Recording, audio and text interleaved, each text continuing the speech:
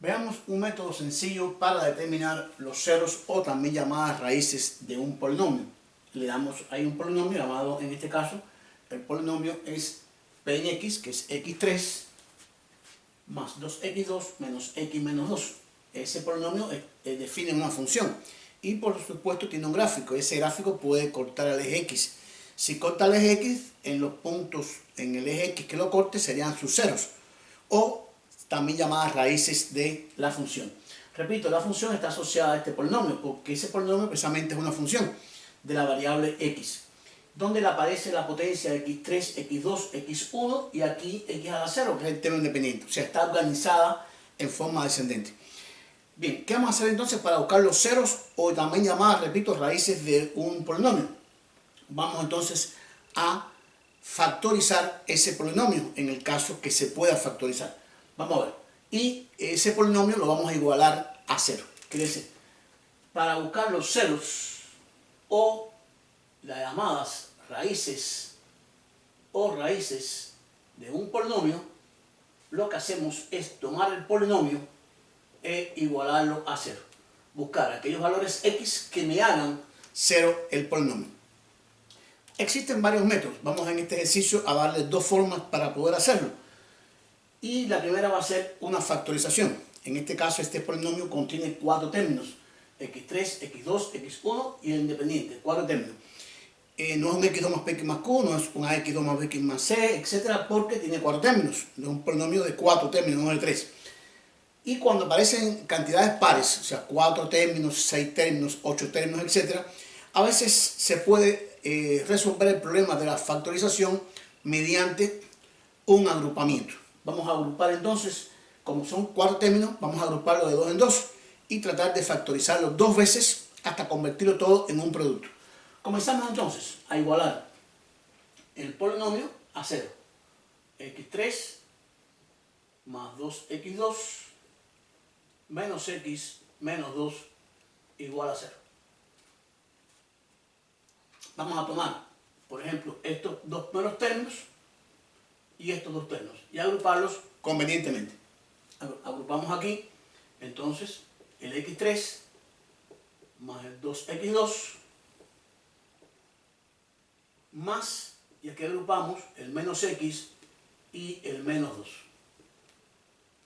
Bien, ¿por qué hicimos esto? Porque en estos dos términos aparece un factor común. Se repite la variable x, pero está elevado al exponente 3 y al exponente 2. Y recuerden, cuando usted tiene un factor común literal en letras, se toma aquella variable que tenga menor exponente. En este caso, entre x3 y x2, el factor común sería x al cuadrado. Y entonces abrimos paréntesis y vamos a efectuar la operación de división de los términos entre el factor común. x3 entre x2 nos daría ax, más y 2x2 entre x2 me daría 2. Pueden verificar, si multiplico aquí me daría x3 y aquí me daría 2x2. Fíjense que hemos convertido estos dos términos en uno solo, ya que esto es un producto. x2 que multiplica a x más 2. Vamos a hacer aquí lo mismo, pero para esto entonces vamos a hacer el siguiente trabajo. Si acá aparece x más 2, aquí aparece x negativo menos 2. La única diferencia entre este término y este son los signos. Entonces, ¿qué vamos a hacer? Vamos a utilizar un cambio de signo. Vamos a poner un menos delante. Y recuerden, cuando usted escribe un menos delante en un paréntesis, los signos interiores lo va a cambiar. Quiere decir, este menos x2 pasaría a positivo y el 2, que es negativo, también pasaría a positivo. Recordamos, un menos delante se quedaría menos x2 y menos por más me daría menos. Entonces, ya aquí se repite x más 2. Fíjense que hay dos términos. Esto es un término y esto es otro término. De 4 términos lo convertimos en 2. ¿Dónde se repite el factor, en este caso, x más 2? Saco factor común, x más 2, y divido cada término entre el factor común. x2 por x más 2 entre x más 2 nos daría x2 menos, y este factor entre el mismo me daría a 1. Esto quedaría igualado a 0. Y ya entonces lo hemos factorizado. Pero aquí aparece x2 menos 1. Y x2 menos 1 sabemos que es una diferencia cuadrada, que se puede escribir como x más 1 por x menos 1, ya que x2 tiene raíz cuadrada x y el 1 tiene raíz cuadrada 1. Y nos quedaría así indicado, x2, x más 2 por x más 1 por x menos 1. Si este producto es 0, entonces podemos ya buscar los ceros del polinomio. ¿Cuáles serían los valores que hacen 0 a ese polinomio? Como hay 3 factores, recuerden que si un producto es igual a 0, cada factor puede ser 0. Entonces nos quedaría x más 2, que es el primer factor, puede ser igual a 0, o el segundo factor, que es x más 1, también puede ser igual a 0, o el tercer factor, que es x menos 1, también puede ser igual a 0. Y despejamos en los 3 casos la variable x. Muy sencillo, aquí quedaría x igual a menos 2, aquí quedaría x igual a menos 1, y aquí quedaría x igual a 1. Quiere decir que este polinomio tiene 3 ceros, 3 valores que hacen 0 al polinomio, que es menos 2, menos 1 y 1. Si usted toma esos valores y los sustituye en el polinomio y escribe menos 2 aquí, menos 2 al cubo, más 2 por menos 2 al cuadrado, menos 2, esto va a 0. Si sustituye a x por menos 1, va a 0, y por 1 también va a dar 0. Quiere decir que este polinomio va a cortar al eje de las x como función 3 veces, en el menos 2, en el menos 1 y en el 1, sobre el eje de las x. Esto es lo importante de saber o conocer el significado de los ceros o las raíces de un polinomio. Ya buscamos entonces los ceros de este polinomio por la vía de una factorización, repito, por un factor común, en este caso por agrupamiento de 2 en 2. Pero vamos a llamar este primer caso que hicimos por factor común, pero también podemos hacerlo por otras vías. Y vamos a darle la siguiente vía que también la hemos usado en la página, que es el método de factorización por Ruffini. En este caso Ruffini plantea que para factorizar o buscar los ceros de un polinomio o de una función determinada, lo que vamos a utilizar son los coeficientes de la variable de la función. En este caso recordamos que aquí aparecería un 1, que no se escribe, voy a marcarlo aquí, porque tengo x3, sería 1, aquí sería más 2, aquí sería menos 1, y el término independiente que es menos 2. Tendrían que ser los coeficientes 1, más 2, menos 1 y menos 2. Y esos coeficientes los vamos a escribir en ese mismo orden. 1, 2, menos 1 y menos 2. Y esos coeficientes colocados en ese orden nos va a garantizar la búsqueda de los ceros de este polinomio. ¿Qué vamos a hacer entonces? Vamos a buscar entonces cuáles son los divisores que van a utilizar para el método de Ruffini en el caso de que tenga ceros el polinomio. Para eso vamos a hacer lo siguiente.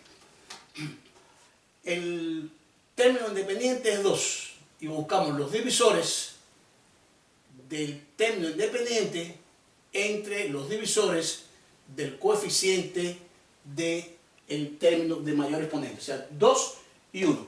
¿Cuáles son los divisores de 2? Sería 2 y 1. Si usted divide, en este caso, el 2 entre 1, le daría 2. Quiere decir, puede ser 2 positivo o 2 negativo. Pero también 2 se puede escribir como 2 por 1, que decir, también daría, en este caso, 1. Que decir, sería 1 positivo o 1 negativo. Quiere decir, en este caso, usted lo que va a buscar, los divisores del término independiente, que en este caso los divisores de 2 sería el 1 y el 2, positivo o negativo. Y si esto lo divide entre 1, daría esta expresión que está aquí. Quiere decir, los posibles ceros por el método de Ruffini de este polinomio son 4, que sería 1 positivo, 1 negativo, 2 negativos o 2 positivos. Y es verdad, porque se recuerden que hay 3, menos 2, menos 1 y 1. Y también vamos a pensar lo siguiente, si el polinomio tiene grado 3, el grado define la cantidad de ceros máximos que puede tener un polinomio. Si es de grado 3, como máximo puede tener 3 ceros. Puede tener 2, puede tener 1 o ninguno. Quiere decir, la función asociada a ese polinomio puede cortar al eje x 3 veces. Aquí lo corta 3 veces. Puede cortarlo 2 veces, una vez o ninguna vez. Está totalmente por encima o totalmente por debajo del eje x. Entonces en este caso tiene 3 ceros. Y estos mismos ceros vamos a obtenerlo aquí por el método de Ruffini. Repito, colocamos los coeficientes del polinomio en el orden descendente. 1, 2, menos 1 y menos 2. Y estos divisores vamos a utilizarlos. Vamos a comenzar por el primer divisor, que sería 1. bajo el primer coeficiente, que es 1. 1 por 1 multiplico, me daría 1. Repito, bajo el coeficiente, que es 1, y lo multiplico. 1 por 1 daría 1. 2 más 1 son signos iguales, se suma me daría 3. Multiplico de nuevo. 1 por 3 me daría 3. Como son diferentes los signos, el resto me daría, en este caso, 2 positivos. Y hago la última multiplicación. 1 por 2 me daría 2 positivos y menos 2 más 2 me daría 0. Voy a repetir. Tomo el primer divisor, que es el 1 positivo, bajo el primer coeficiente y multiplico 1 por 1, me daría 1. Aquí son signos iguales, sumo. Multiplico de nuevo 1 por 3, daría 3.